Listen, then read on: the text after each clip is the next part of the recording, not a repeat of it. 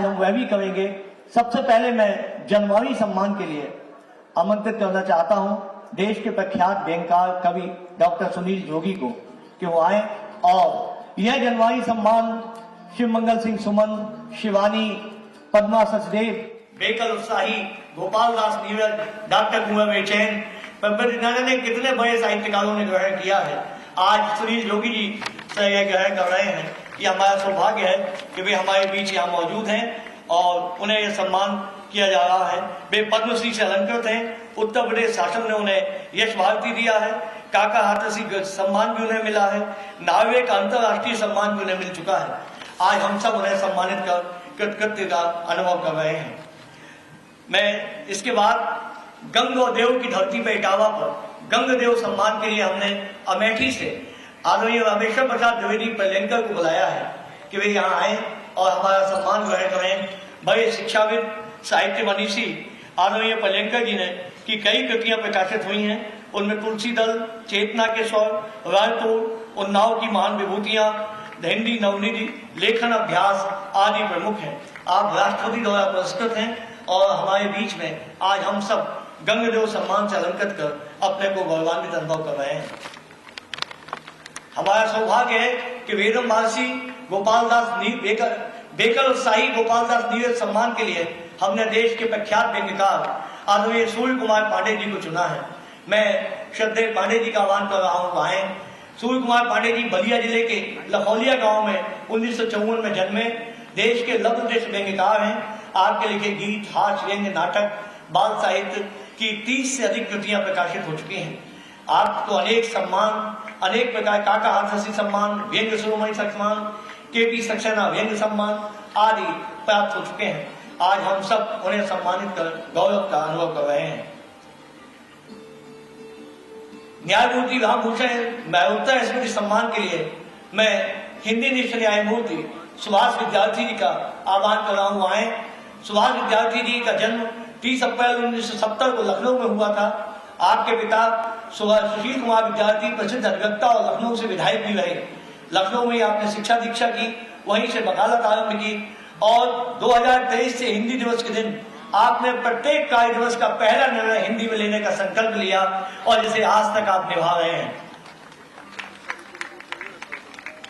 शेठ गोविंददास शासन प्रशासन हिंदी सेवा सम्मान हिंदी निष्ठ प्रशासक डॉक्टर सतीश चंद्र अग्रवाल नैनीताल को प्रदान किया जा रहा है। मैं सतीश चंद्र अग्रवाल जी से आग्रह करूंगा कि वे आए और यह सम्मान ग्रहण करें। श्री सतीश चंद्र अग्रवाल नैनीताल से हमारे बीच पधारे हैं। आप हल्द्वानी में 1953 में जन्मे अग्रवाल ने MA हिंदी के साथ साथ विधि स्नातक किया। दूरदर्शन, आकाशवाणी अनेक प्रशासनिक दायित्वों से जुड़े रहने के बाद आपने अनेक कृतियों को आकार दिया। चितवन, आकाश अपना अपना, मॉरिशस का हिंदी साहित्य आदि आपकी प्रमुख कृतियां हैं। हम सब आपको सम्मानित कर गौरव का अनुभव कर रहे हैं। हमारे बीच में एक और सम्मान दिया जाना है, डॉक्टर दुखन राम चिकित्सा सेवा सम्मान। इसे ग्रहण करने के लिए मैं डॉक्टर रामजी मेहता जो हार्ट सर्जन है, वे सुनील प्रकाश जी का ये सम्मान ग्रहण करेंगे। मैं उनका आह्वान कर रहा हूँ आए और यह सम्मान ग्रहण करें। डॉक्टर रामजी मेहता जो शल्य रोग चिकित्सक हैं और लखनऊ से हमारे बीच पधारे हैं। डॉक्टर सुनील प्रकाश गुर्दा रोग विशेषज्ञ हैं और हिंदी में उन्होंने बड़ा काम किया है।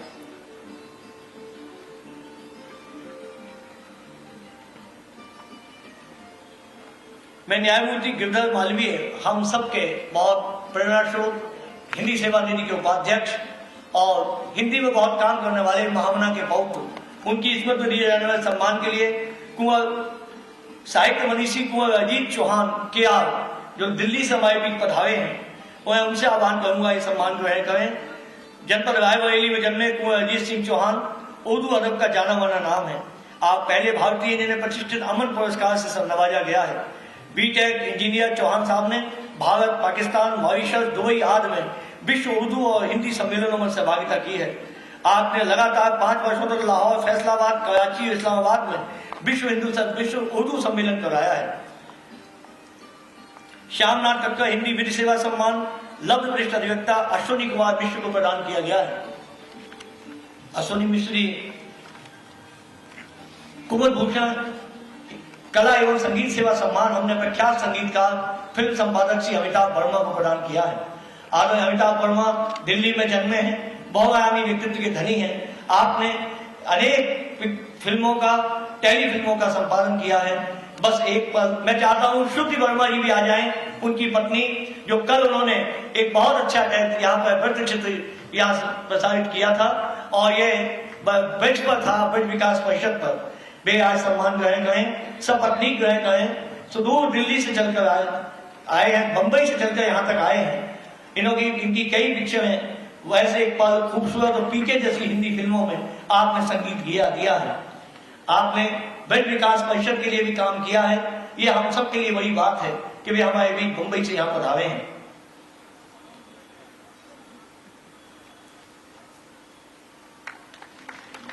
हमने न्यायमूर्ति प्रेमशंकर गुप्त प्रवासी भारतीय हिंदी सेवा सम्मान के लिए सुदूर जापान की राजधानी टोक्यो से हिंदी की गूंज पत्रिका निकालने वाली आदरणीय डॉक्टर रमा पूर्णिमा शर्मा को टोक्यो से आमंत्रित किया है। वे हमारे बीच यहाँ पधारे हैं। जापान में निकलने वाली एकमात्र हिंदी पत्रिका हिंदी की गूंज की वे संपादक हैं और बहुत निष्ठा के साथ हिंदी के सारस्वत यज्ञ में लगे हैं।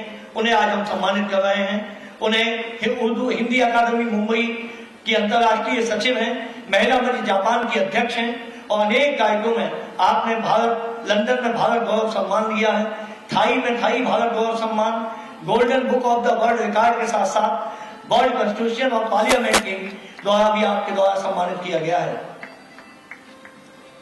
श्रीमन नारायण रत्नाकर शास्त्री अलंकरण के लिए हमने वैद्य फूलचंद शर्मा बरेली को आमंत्रित किया है, जो मुरादाबाद जनपद के ग्राम बैजोई में 1938 में जन्मे फूलचंद शर्मा जी हमारे बीच में मौजूद हैं। मैं उन्हें सम्मान के लिए आमंत्रित कर रहा हूँ। लोकप्रिय वैद्य होने के साथ साथ आयुर्वेद संध्या का आपने पद्यानुवाद किया है। नक्षत्र वृक्ष गरिमा, केसरिया क्रांति, गौ चालीसा, राधा माधव मंजरी आपके आदि प्रमुख ग्रंथ हैं। हिंदी सेवा निधि, विशिष्ट हिंदी सेवा सम्मान हिंदी से भी अंश मौली मुजफ्फरनगर को भी प्रदान किया गया है। मैं चाहता हूं वो आए और अंश मौली जी ये सम्मान ग्रहण करें। उत्तर प्रदेश के मुजफ्फरनगर में जन्मी श्रीमती अंश मौली 1959 में जन्मी और अनेक पत्रिकाओं में निरंतर लिख रही हैं। आपको सुभद्रा कुमारी चौहान सम्मान से अलंकृत किया जा चुका है। यह हम सबका सौभाग्य है कि वे आज हमारे बीच यहाँ मौजूद हैं।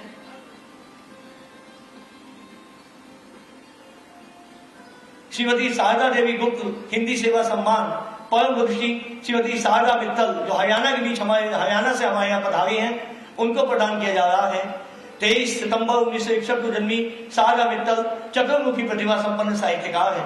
अंग्रेजी साहित्य में एमए करने के बाद आपने वाद्य संगीत और चित्रकला में बहुत सेवा प्रदान की है।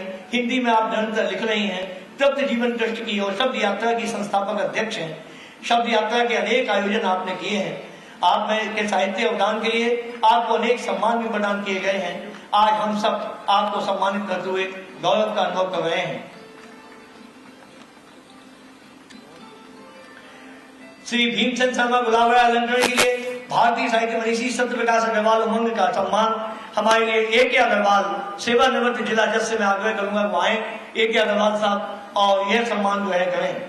साहित्य मनीषी सत्य प्रकाश अग्रवाल उमंग एक गंभीर स्वास्थ्य समस्या के कारण यहाँ नहीं आ सके, उनका सम्मान लेने के लिए श्री ए.के. अग्रवाल साहब हमारे बीच में पधारे हैं। वे यह सम्मान ग्रहण करेंगे। श्रीमन नारायण रत्नाकर शास्त्री अलंकरण हमने कविवर रामावतार शर्मा हिंदू, ये महादेवी की धरती फरकाबाद से पधारे हैं। ये इटावा इनका कार्य क्षेत्र रहा है। ये संबत 2018 में जन्मे श्री रामावतार शर्मा हिंदू वास्तव में छंद, सवैया और घनाक्षी जैसी काव्य विधाओं के मर्मज्ञ कवि माने जाते हैं। आप शिशु मंदिर के श्रेष्ठ आचार्य होने के साथ साथ अनेक भारतीय शिक्षा व्यवस्था के एक स्तंभ हैं, जिन्होंने त्यागमूर्ति मंथरा, पांडेश्वर शतक, दशरथ आदि कृतियों का परिणयन किया और आज वे हिंदी कविता के विद्यार्थियों के लिए एक मानक हैं। मैं रामावतार शर्मा हिंदू के बाद उसी धरती से मैं उत्कृष्ट कवि और वेदमवासी निसार सिंहावी अलंकरण से सम्मानित होने के लिए श्री उत्कर्ष अग्नोत्री को बुलाना चाहता हूं। इंदू जी का इटावा कार्य क्षेत्र रहा है, इनके बहुत से विद्यार्थी हैं। 1995 में जन्मे श्री उत्कर्ष अग्निहोत्री एक उदीयमान श्रेष्ठ गीतकार हैं, जिन्हें हिंदी में एमए करने के बाद शिक्षक के दायित्व से जुड़े और महादेवी शोध संस्थान के सचिव जैसे महत्वपूर्ण दायित्व पर काम कर रहे हैं। आपने अनेक कविताएं संकलनों का संपादन किया है। उत्तर प्रदेश हिंदी संस्थान का हिंदी भाषा सम्मान और केंद्रीय हिंदी संस्थान का साहित्य सजग सम्मान आपको मिल चुका है। शिशु वल्लभ अलंकरण के लिए हमने प्रख्यात कवि डॉक्टर अरुण तिवारी गोपाल कानपुर को आमंत्रित किया है। डॉक्टर अरुण तिवारी गोपाल कानपुर के कोल्हावल डेरापुर में 29 अगस्त 1973 को जन्मे और आपने हिंदी और संस्कृत में एमए के बाद नेट और पीएचडी की उपाधि ग्रहण की। इसके साथ ही आप अध्यापन जीवन से जुड़े और आज आपके कई काव्य संग्रह पसीजे तुम तो नहीं, काव्य धारा, साहित्य की साहित्यिक गतिविधियां, गीत ही केवट हुए हैं, आज प्रकाशित हुए हैं। ये हम सब के लिए सौभाग्य की बात है कि वे आज हमारे बीच ये सम्मान ग्रहण करने आए हैं। बहुत ही उदीयमान और सक्रिय कवि हैं। शिवदत्त चतुर्वेदी प्रहलाद यदुवंशी अलंकरण के लिए हमने भक्त साहित्य साधिका श्रीमती सुनीता दीक्षित श्यामा को आमंत्रित किया है। जनपद फिरोजाबाद के ग्राम इटौरा में जन्मी 14 फरवरी 1957 जन्मी श्रीमती सुनीता दीक्षित श्यामा ने साहित्य और अध्यात्म साहित्य के लिए बड़ा काम किया है। अब तक आपकी 100 से अधिक पुस्तकें प्रकाशित हुई हैं। इटावा के लोकप्रिय चिकित्सक डॉक्टर अशोक दीक्षित की धर्मपत्नी डॉक्टर श्यामा दीक्षित ने न जाने कितनी पुस्तकों का प्रकाशन संपादन किया है। खुशी के आंसू, लक्ष्य पर ध्यान, भारत की वीरांगनाएं, प्रयोग भगवती चरित्र आदि प्रमुख है। सुनीता दीक्षित जी को यह सम्मान प्रदान किया जा रहा है।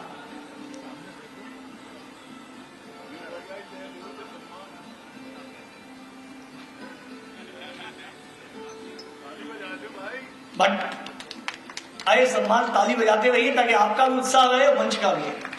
भटेले विश्वनाथ शेख अतर हुसैन अलंकरण के लिए हमने शायर जनाब जमाल अंसारी साहब को आमंत्रित किया है। वे मकसूदपुरा में 11 जनवरी 1966 को जन्मे। शिक्षक होने के साथ साथ आपने अदीब, कामिल और मौल्यम उर्दू की परीक्षाएं भी उत्तीर्ण की हैं। आपने अनेक साहित्यिक मंचों पर निजामत की है और उर्दू के शायरों के आप लोकप्रिय कवि हैं।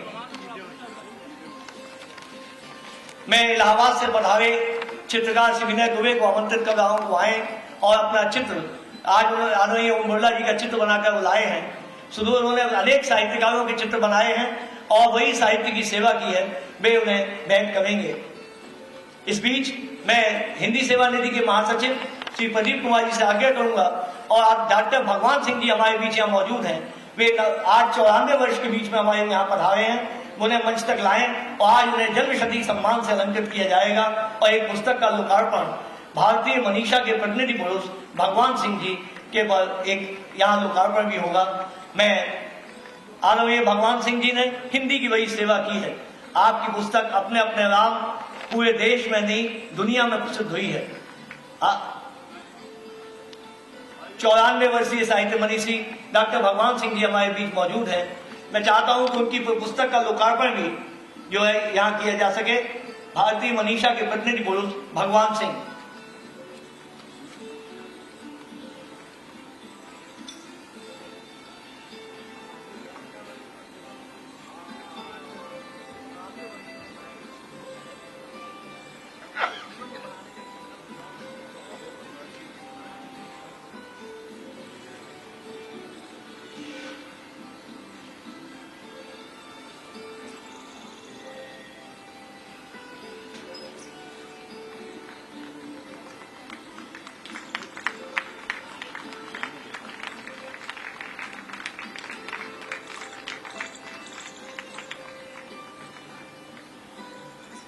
इसी क्रम में मैं दूसरी पुस्तक डॉक्टर रमाकांत शर्मा जो बीमारी से हमारे बीच पधारे हैं, उनकी पुस्तक रामचरितमानस में संबंध, संस्कृति और भारतीय समाज, इसके लोकार्पण के लिए आमंत्रित कर रहा हूं। वो आए और अपना लोकार्पण मैं श्री रवीर सिंह यादव क्षितिज को बुला रहा हूं कि अपने तारे क्षितिज पर पुस्तक का लोकार्पण यहाँ करा दें। इसके साथ ही मैं प्रांशु द्विवेदी से मैं आह्वान करूंगा कि डॉक्टर हीरालाल तिवारी की कृति भास्कर दर्पण और गंगा घाटी के गीत ये का अर्पण करेंगे लोकसभा अध्यक्ष को कि वे आए और पुस्तकों का अर्पण करें। मैं डॉक्टर पहले रमाकांत शर्मा से चाहूंगा कि वे अपनी पुस्तक का लोकार्पण रामचरितमानस में संबंध और संस्कृति।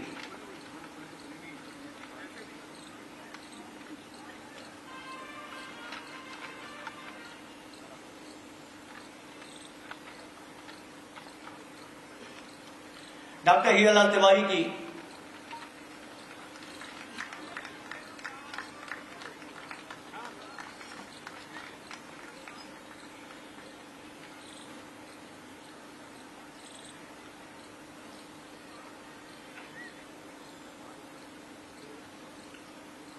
डॉक्टर हीरालाल तिवारी किताब का समर्पण करेंगे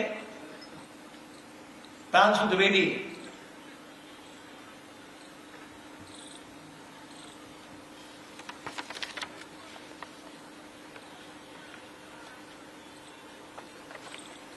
मैं अपने माननीय अतिथियों से इस सम्मान प्रक्रिया के बाद डॉक्टर जय वर्मा जी हमारे बीच नॉटिंघम से पधारी हैं, मैं उनसे आह्वान कर रहा हूं वो आए और उनकी कृति का लोकार्पण काव्य रंग नॉटिंघम की संस्थापक अध्यक्ष जिन्होंने हिंदी के लिए बड़ा काम किया है। डॉक्टर जय वर्मा जी वास्तव में उन्होंने हिंदी के लिए बहुत काम किया है और वही प्रतिकूल परिस्थितियों में भी वे साहित्यिक आयोजनों में कभी भी अपनी निष्क्रियता नहीं दिखाती। ये अपने हमारे लिए बड़ी बात है कि वे हमारे बीच यहाँ मौजूद हैं और हम सबके आमंत्रण पर यहाँ पधारी हैं। उनकी काव्य कृति के लोकार्पण के लिए मैं आह्वान कर रहा हूँ कि डॉक्टर जय वर्मा जी यहाँ पधारे। इंग्लैंड में साहित्यिक गतिविधियों की प्रतीक महिला है वो, और वास्तव में उन्होंने जितना काम किया है यह कोई सामान्य बात नहीं है। आज जय वर्मा भारतीय विश्वविद्यालयों के अनेक पाठ्यक्रम में इनकी कविताएं, इनकी कहानियां संकलित है, लेकिन वे हिंदी के छोटे से छोटे और बड़े से बड़े आयोजन में जिस समर्पण का परिचय देती हैं, ये अपने आप में एक पाठशाला है। और मैं जय वर्मा जी से चाहूंगा लोकसभा अध्यक्ष जी को से अपने इस कृति का लोकार्पण कराने का कष्ट करें।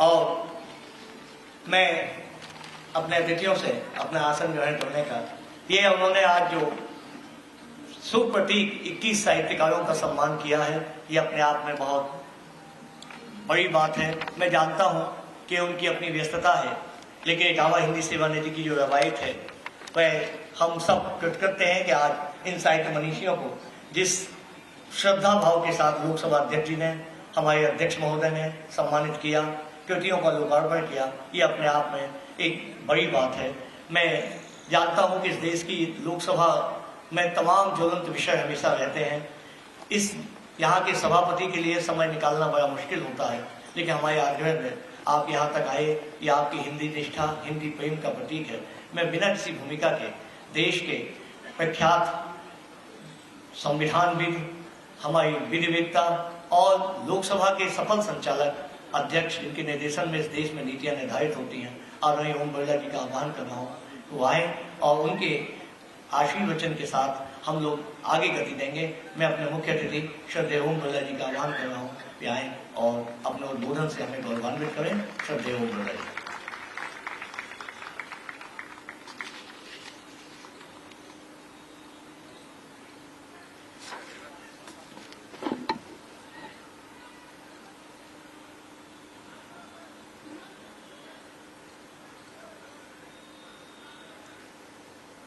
महाकवि देव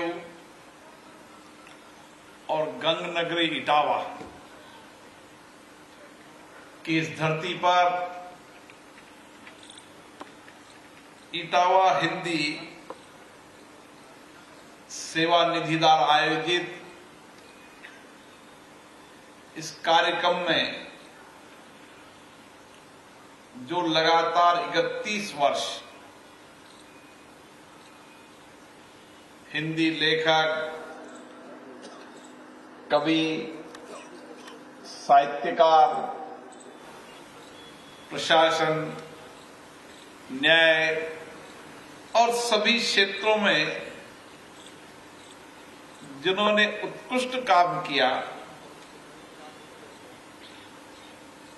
उनको इस ट्रस्ट के द्वारा हर वर्ष सम्मानित किया जाता है।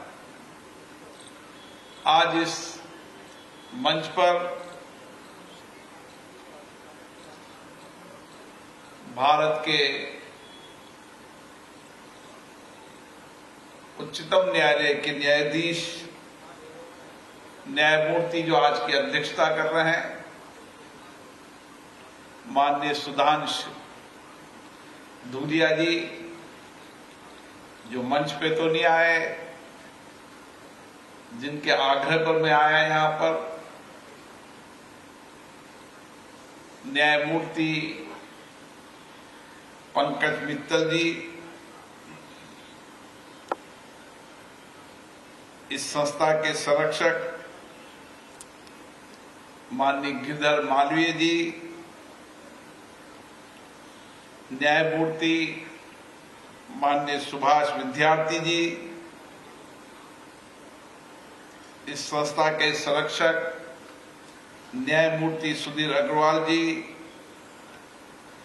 सूर्य कुमार पांडे जी, प्रेम शंकर त्रिपाठी जो इस संस्था के अध्यक्ष हैं, जो कलकत्ता से आए हैं, अशोक कुमार जी जो इस संस्था के उपाध्यक्ष हैं, प्रदीप जी जो अभी संचालन भी कर रहे थे, दिलीप जी, और मंच पे विराजे सभी हिंदी के विषयों को राष्ट्रीय अंतर्राष्ट्रीय मंच पर पहुंचाने वाले सभी लोग, और जो हिंदी के प्रति अपना समर्पण, अपनी निष्ठा, हिंदी के विस्तार के लिए लगातार काम कर रहे हैं, वो सभी आज यहां पधारे अतिथिगण।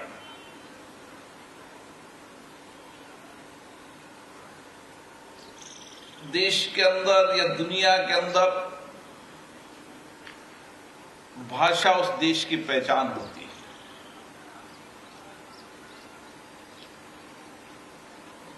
और हिंदी भाषा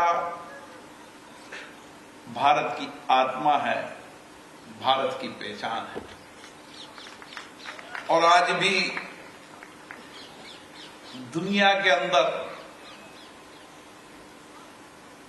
हम जब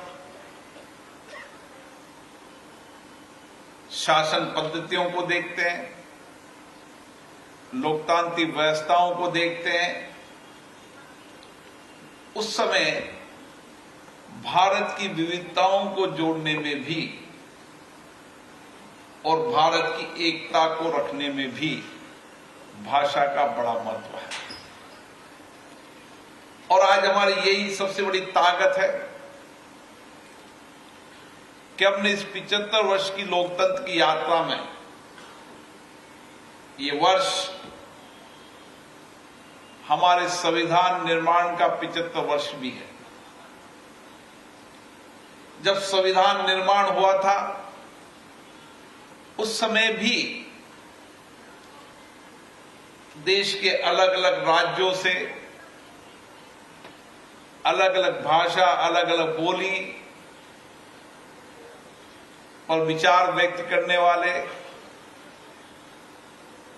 संविधान निर्माण करने वाले महान लोग थे। लेकिन उन सबने भी माना कि भारत के अंदर भाषाएं एकता का प्रतीक है और संपूर्ण देश के अंदर हिंदी भाषा सबको जोड़ने, एकता को काम करेगी, जो विविधताओं में एकता का प्रदर्शित करेगी। इसीलिए इसको भारत की आत्मा मानते हैं। और हमारे कई लोग हुए, विशेष रूप से प्रेम शंकर गुप्ता जी का भी इस संस्था के माध्यम से नहीं, उन्होंने उस समय जब देश के अंदर हिंदी भाषा का प्रभाव, लेखन, न्याय प्रशासन में कम हो रहा था, उस समय उन्होंने न्याय प्रशासन के अंदर हाई कोर्ट के न्यायाधीश होने के बाद भी उस समय अपने जजमेंट, अपनी भावनाएं उन्होंने हिंदी में व्यक्त की और उस समय अपने हाथ की लेखनी से 4000 से ज्यादा उन्होंने जजमेंट लिखे, जो अपने आप में अद्भुत है। आप विचार करिए, आज टेक्नोलॉजी का जमाना है, टेक्नोलॉजी से भाषाओं का भाषांतरण तुरंत होता है। न्यायमूर्ति धूलिया साहब, हम यही चर्चा कर रहे थे अभी, लेकिन उस समय उन्होंने किस तरीके से अपनी लेखनी से, स्टोनो भी नहीं हुआ करते थे, अपनी भाषा के अंदर उन जजमेंट को लिखकर हिंदी भाषा को जो नई दिशा दी, प्रेरणा दी, उनका योगदान हम कभी नहीं भुला सकते। और उनके योगदान को उसके परिवार में नहीं, जो हिंदी भाषा से प्यार करने वाले लोग हैं, उन सब ने उनके योगदान को, उनकी स्मृति को हमेशा देश और दुनिया के अंदर हिंदी भाषा को उत्कृष्ट काम करने को प्रेरित करने का काम किया। मैं उनको भी प्रणाम करता हूं कि इस भारत में ऐसे ऐसे लोग हुए जिसके कारण हिंदी का साहित्य, हिंदी की लेखनी, हिंदी भाषा को आगे बढ़ाने का काम किया। और मैं उन सब महान विभूतियों को, जिनको यहां पर आज सम्मानित किया, जिनका अलग अलग क्षेत्रों के अंदर हिंदी में बहुत बड़ा योगदान है, उनको भी मैं बहुत बहुत शुभकामनाएं देता हूं, बधाई देता हूं। अब ये समारोह, ये आयोजन इसलिए किए जाते हैं कि हमारी आने वाली पीढ़ी भी जो हमारी भाषाएं हैं उन पर गर्व करे, गौरवान्वित महसूस करे।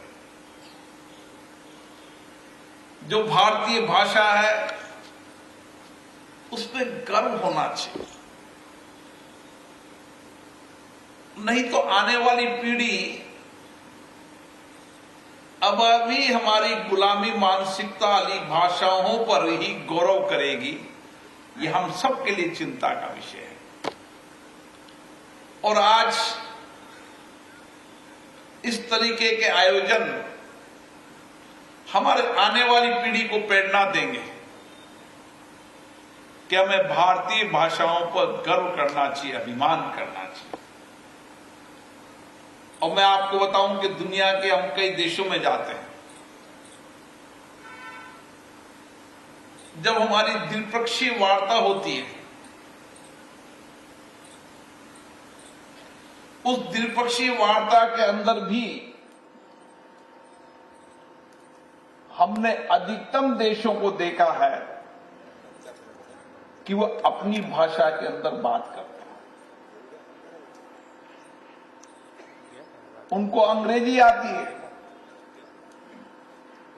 अन्य भाषाएं भी आती है, लेकिन वो अपनी भाषा पर गर्व करते हैं और चर्चा अपनी भाषा में करते हैं। हमें क्यों नहीं गर्व होना चाहिए? और इसीलिए आपने देखा होगा हमारे प्रधानमंत्री भी हर अंतर्राष्ट्रीय मंचों पर भारतीय भाषा में चर्चा करते हैं, संवाद करते हैं, अपनी बात को कहते हैं। हम भी जब संसद के अंतर्राष्ट्रीय मंचों पर जाते हैं तो हमें भी हमारी भाषा पर गर्व है। हम हमारी भाषा पर अपना संवाद करते हैं, चर्चा करते हैं, द्विपक्षीय वार्ता भी अपनी भाषा में करते हैं। और ये भारतीय भाषा कि विविधता बहुत बड़ी है और दुनिया के अंदर धीरे धीरे भारतीय भाषा को पढ़ने सीखने के लिए अलग अलग संस्थान काम कर रहे हैं और दुनिया के लोगों को भी भारतीय भाषाओं के प्रति रुचि है। मैं संसद में भी देखता हूं, आप भी देखते हैं। आज से 10 साल पहले क्या होता था, लेकिन कहा भारत में 22 भाषाएं हैं, सब अपनी अपनी भाषाओं में कहें। भाषांतरण, रूपांतरण, अनुवाद सब व्यवस्थाएं टेक्नोलॉजी के जमाने में है, लेकिन हमारी भारतीय भाषाओं में चर्चा हो, सबको अपनी भाषा पर गर्व अभिमान हो, यह हमारा प्रयास रहता है। और मैं आज ये कह सकता हूं, भारत के वो साहित्यकार, लेखक, वो विद्वान, वो कवि, जो उनका लेखन का काम था, जनता के बीच में संवाद का काम था, जो भाषा के माध्यम से जो संवेदना झलकती थी, भाषा के माध्यम से वो अपनी संस्कृति, अपने आध्यात्मिक धर्म को दुनिया में पहुंचाते थे, ऐसे विद्वान है तो भारत की धरती पर है। ये भारत की धरती विद्वान, आध्यात्मिक, साहित्य, संस्कृति की वो धरती है जिसने दुनिया को संदेश दिया है। और आज हमें गर्व है हमारी भारतीय भाषा पर, भारतीय संस्कृति पर, भारत के धर्म, आध्यात्मिक पर, कि दुनिया के अधिकतम देश के लोग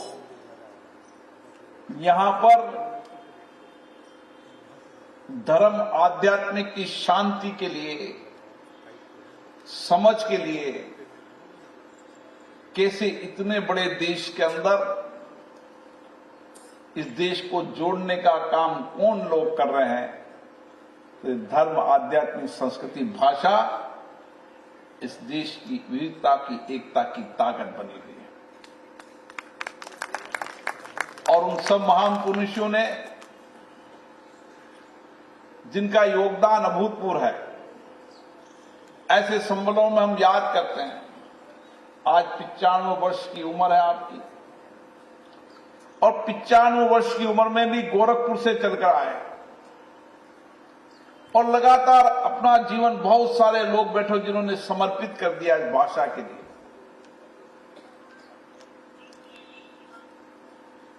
उस भाषा के माध्यम से उन्होंने लोगों के जीवन को सात्विक मार्गदर्शन किया, जीवन जीने की दिशा दी,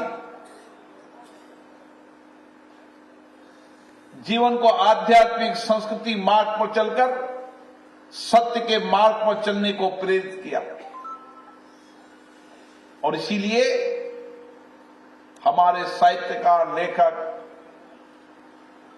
का बहुत बड़ा योगदान है, जिन्होंने अपने भाषा के माध्यम से हिंदी को पहुंचाने का काम किया। और इस डिजिटल युग में भी, जब डिजिटल क्रांति का युग आ गया है, सेकंड भर में भाषाओं का भाषांतरण, रूपांतरण होता है, उस समय भी हमारी भाषा का महत्व बढ़ गया है। यह हमारी ताकत है। अब समय बदल गया है।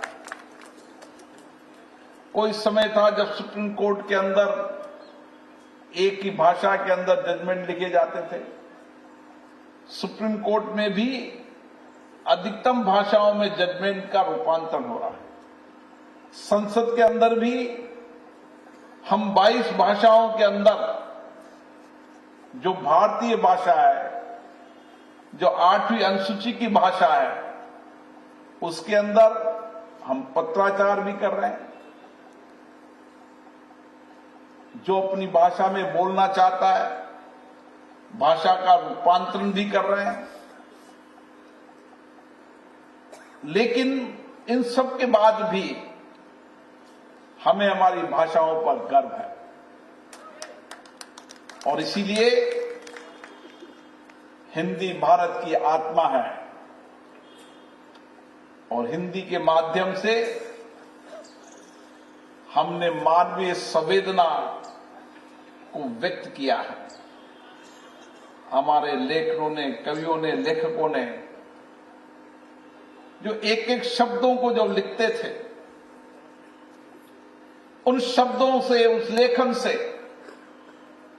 देश के 140 करोड़ लोगों में जन आंदोलन खड़ा किया। आजादी की लड़ाई लड़ने में भी भाषा का बहुत बड़ा योगदान था। हमारे साहित्यकार, लेखक, कवियों का बहुत बड़ा योगदान था और आज भी इस देश के विकास में, इस देश को आगे बढ़ाने में, इसकी मूल संस्कृति को संरक्षण करने में भी ऐसे लोगों का बहुत बड़ा योगदान है। उन सभी लोगों के योगदान के प्रति मैं कृतज्ञता व्यक्त करता हूं और मुझे आशा है कि न्यायमूर्ति प्रेमशंकर गुप्ता जी द्वारा जो हिंदी सेवा निधि की जो स्थापना की है, उसको आगे बढ़ते जाएंगे, कारोबार जुड़ता जाएगा और देश एक दिन अपनी भाषा पर गर्व करेगा। ये संकल्प हम सबका है।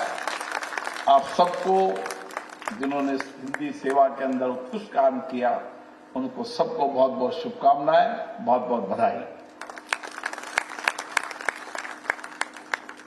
धन्यवाद माननीय लोकसभा अध्यक्ष ओम बिरला जी। उन्होंने एक बहुत बड़ा संकेत छोड़ा, हिंदी का विकास तब तक संभव नहीं है